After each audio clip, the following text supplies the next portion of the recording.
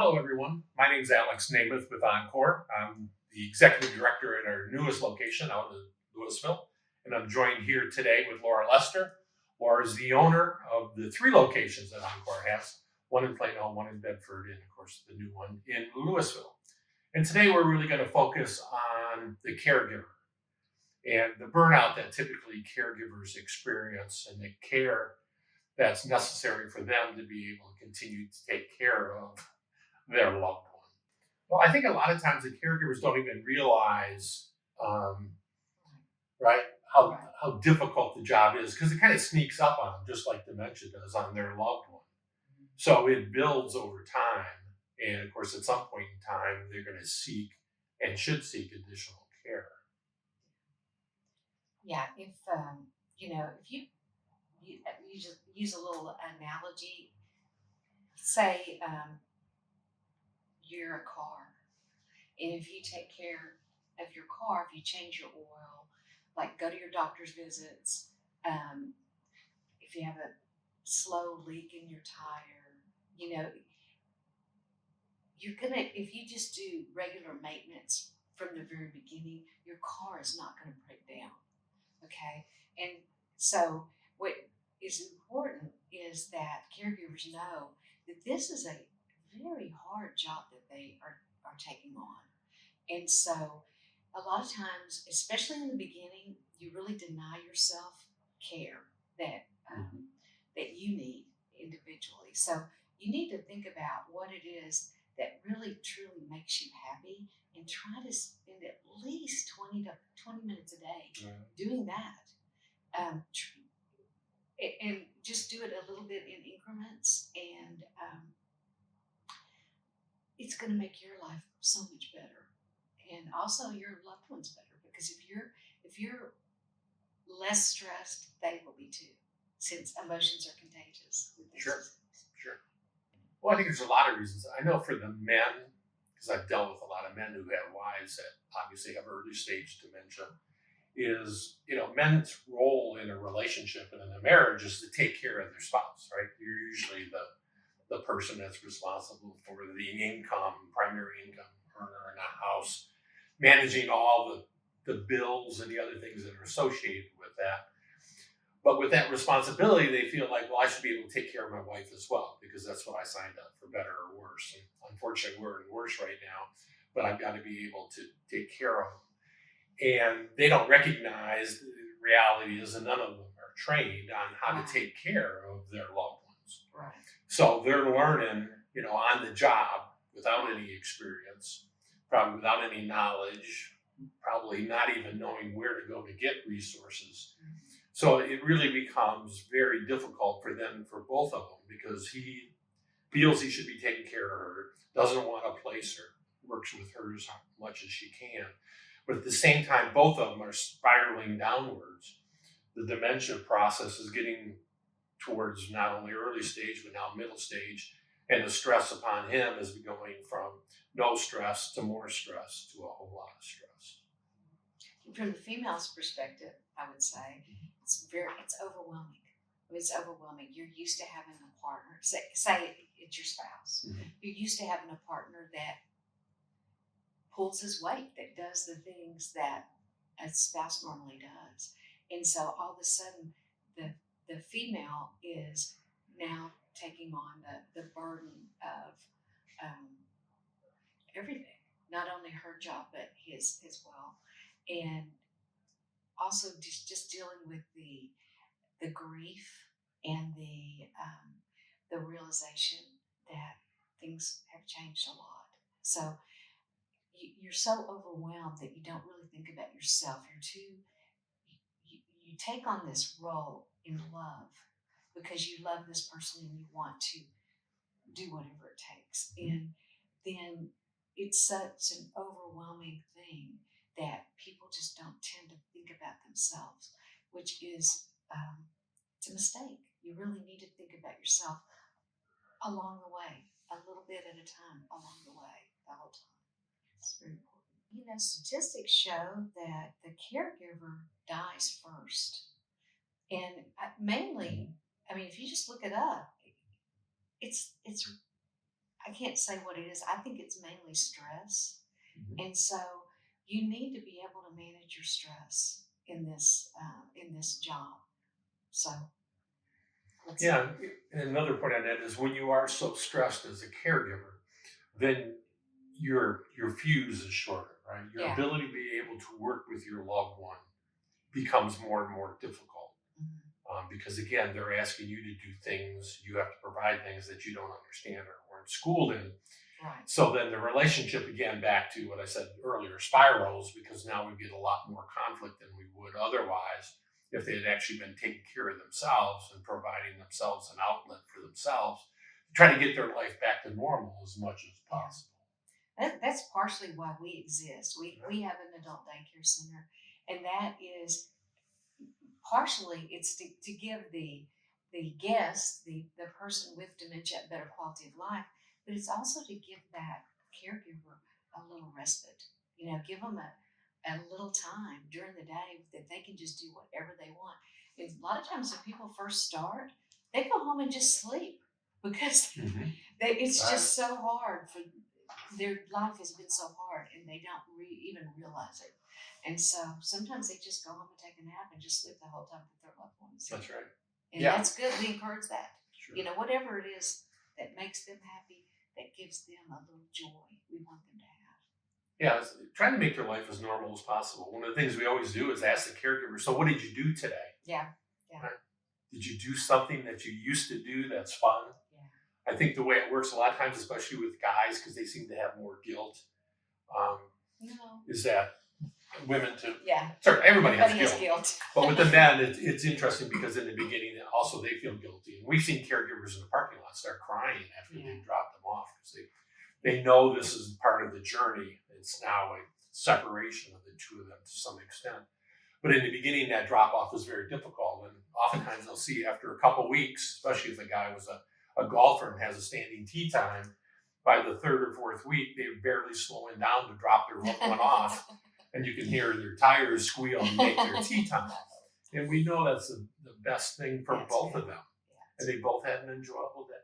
That's right. It gives them a little independence too. So there's a codependency that forms if you don't, take a break every now and then from your loved one. They will be right here eventually, and you won't be able to go to the restroom without them. Right. So they need a little independence, and so do you. Well, I would say the problem with the guilt piece is oftentimes they wait too long, Yeah. right, to seek care, Mhm. help for themselves and help for their loved one as well. Mhm. Because again, they believe that's their job to do Right. that. Right. And without the education of understanding the journey of the disease, then they're just doing the best that they can. Yeah. Um, and they need to seek, obviously, alternatives like adult day centers. They need to seek alternatives like support groups. Yeah.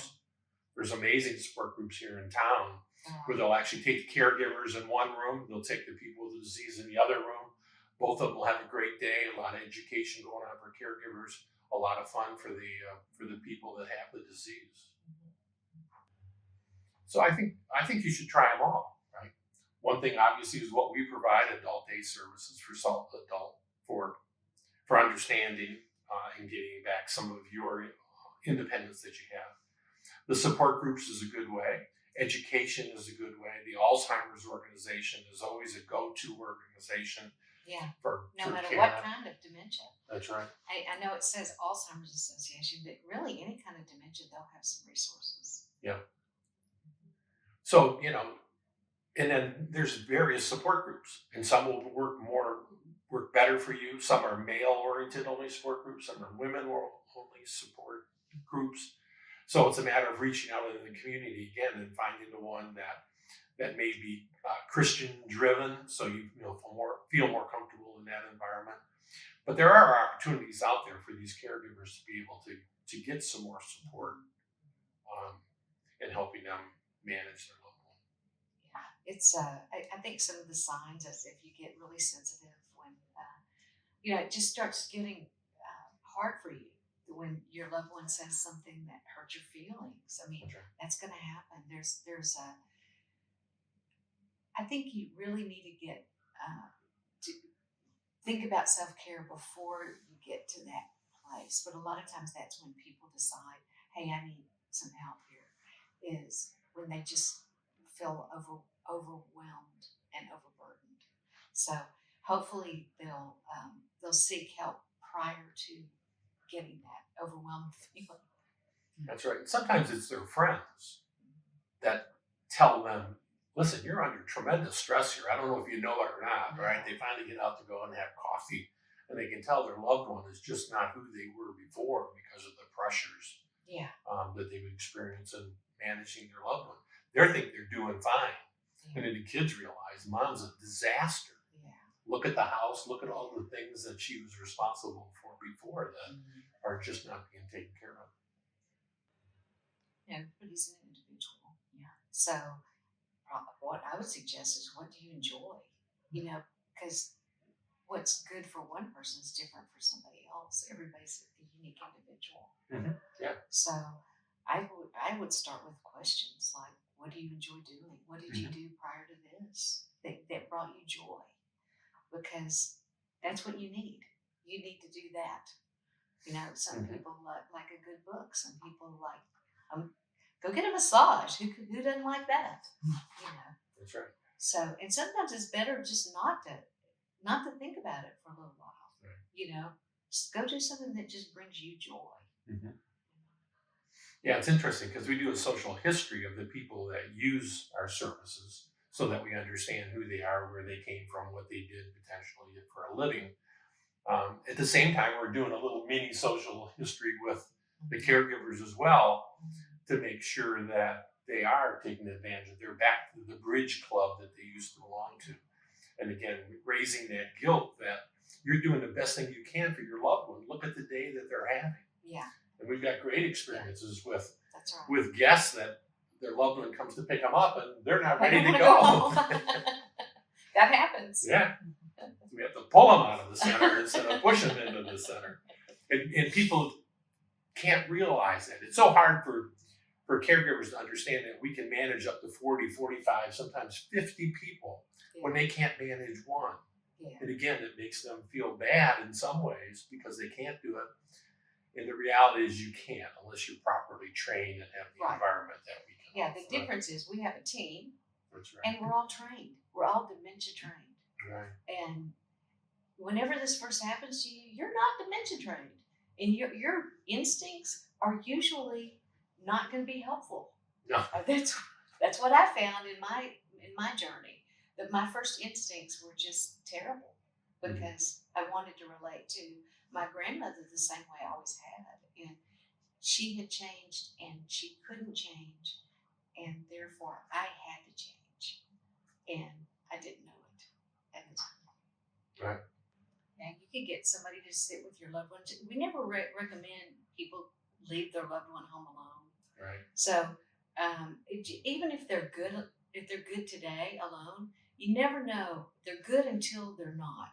And you never know when that moment's going to be that something dangerous is going to happen. So our recommendation is always have somebody with them. But, if you have any support in town, like kids or friends that will come and help you, even for half an hour. I mean, little spurts is good too. And just come sit with your loved one for just a short period of time while you do something that gives you a little joy. Mm-hmm. So, and build up to more time. So, yeah, I mean, you find out there are a lot of people that want to help. Sometimes, family members who you should rely on first, right? If the kids are in town, come and take dad out for breakfast on Saturday morning. Start some new traditions that maybe you didn't do before. Yeah. Because things have changed. That's right. And you know what? It is I hate to be morbid, but it is a terminal disease. So the kids need to spend as much time with them as they can while they can still enjoy it. That's right. So they just need to be aware that it's not something that people are going to get out of alive. Yeah, and you don't want to be in a position where you have deep regrets that you didn't spend more time. Yeah. Because for some people, the disease progresses pretty rapidly. Mm-hmm. So it's important to to be with them in the front end Yeah. while they still can While they function can as best still- that they can at that time. And of course, the other benefit is that you're keeping the loved one social now, which that's what we are. We're a social activity center. We're helping to slow down the progress of the disease. So they're effectively doing that as well by maintaining those loving relationships with their family or friends. Yeah, I hope you enjoyed today's episode. I know Laura and I did. We work with both parties. We work with the caregiver and the person with the disease as well. The caregiving part is so important. Yeah. We hope you enjoyed the episode. Tell others about the episode if you'd like, and you can even subscribe if you'd like to. Yeah. Thank you. Thanks.